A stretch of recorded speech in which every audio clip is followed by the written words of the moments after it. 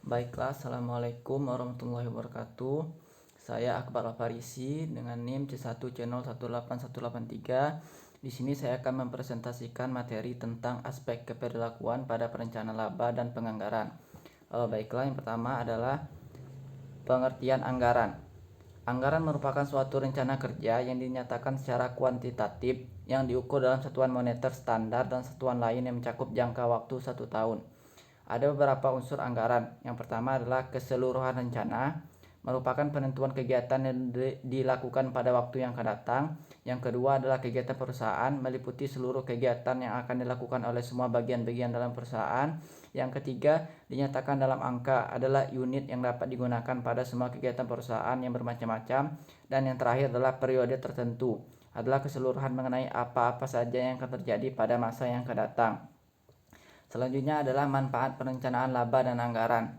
Yang pertama adalah sebagai pedoman kerja. Anggaran berfungsi sebagai pedoman kerja dan memberikan arah serta target-target yang harus dicapai oleh kegiatan-kegiatan perusahaan pada waktu yang akan datang. Yang kedua adalah sebagai alat koordinasi kerja. Dengan adanya anggaran, semua bagian-bagian yang terdapat di dalam perusahaan dapat saling menunjang dan bekerja sama dengan baik untuk menuju pada sasaran atau tujuan yang telah ditetapkan oleh perusahaan. Dan yang terakhir adalah sebagai alat pengawasan atau pengendalian. Anggaran berfungsi sebagai tolak ukur atau alat pembanding untuk menilai dan mengevaluasi realisasi kegiatan perusahaan pada masa yang akan datang. Baiklah, selanjutnya adalah prosedur penyusunan anggaran. Prosedur penyusunan anggaran ada 3 bagian. Yang pertama adalah penyusunan tujuan perusahaan. Tujuan perusahaan yang telah ditetapkan selanjutnya dirinci lebih lanjut ke dalam sasaran dan dibebankan pencapaiannya kepada manajer tertentu dalam proses penyusunan anggaran. Yang kedua adalah implementasi. Setelah tujuan ditetapkan dan manajer yang harus bertanggung jawab atas pencapaian sasaran tersebut sudah ditunjuk, manajer tersebut diberi alokasi sumber daya. Selanjutnya, komisi anggaran menyusun anggaran secara komprehensif untuk disahkan oleh direksi dan pemegang saham. Dan yang ketiga adalah pengendalian dan evaluasi kinerja. Dalam tahap ini, kinerja yang sesungguhnya dibandingkan dengan standar yang sudah tercantum dalam anggaran. Selanjutnya adalah berbagai fungsi dari perencanaan laba dan anggaran. Ada 5, yaitu yang pertama adalah anggaran merupakan hasil akhir dari proses perencanaan perusahaan yang mencerminkan konsensus organisasional mengenai tujuan operasi untuk masa depan. Yang kedua adalah anggaran merupakan cetak biru perusahaan untuk bertindak yang mencerminkan prioritas manajemen dalam alokasi sumber daya. Yang ketiga, anggaran dapat digunakan sebagai pembanding standar terhadap hasil operasi aktual. Yang keempat, anggaran berfungsi sebagai alat pengendalian yang memungkinkan manajemen untuk menemukan bidang-bidang yang menjadi kekuatan atau kelemahan perusahaan. Dan yang terakhir adalah anggaran mencoba untuk mempengaruhi dan memotivasi baik manajer maupun karyawan untuk terus bertindak dengan cara yang konsisten dengan operasi yang efektif dan efisien serta selaras dengan tujuan organisasi. Selanjutnya adalah konsekuensi disfungsional. Berbagai fungsi anggaran seperti penetapan tujuan, pengendalian, dan mekanisme evaluasi kinerja dapat memicu berbagai konsekuensi disfungsional, seperti rasa tidak percaya dan efek samping lainnya yang tidak diinginkan. Riset telah menemukan sejumlah besar rasa tidak percaya terhadap proses anggaran pada tingkat penyelia.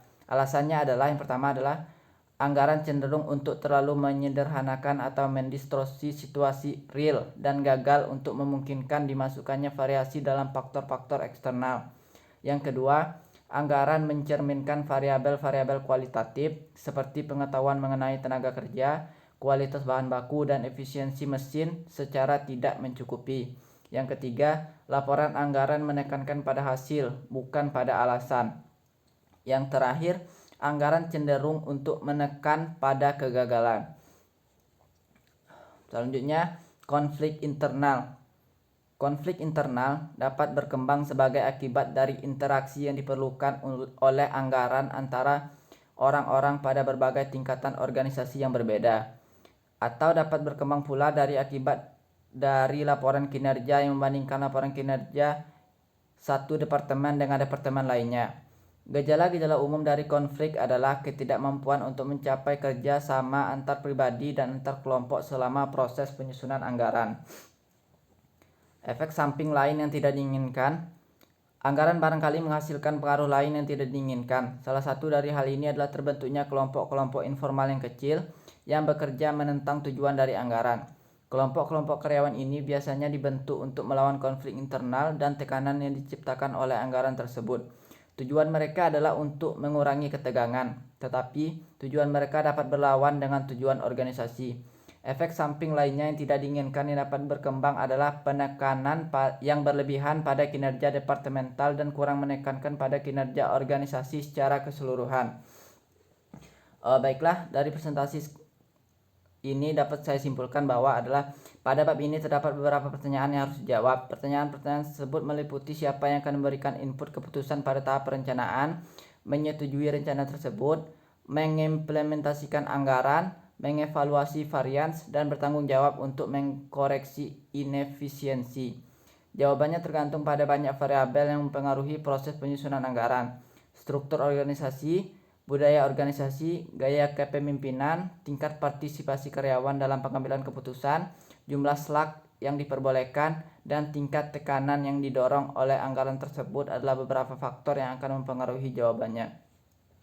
Baiklah, sekian presentasi dari saya. Terima kasih atas segala perhatian. Mohon maaf atas segala kehilapan. Saya akhiri dengan wassalamualaikum warahmatullahi wabarakatuh.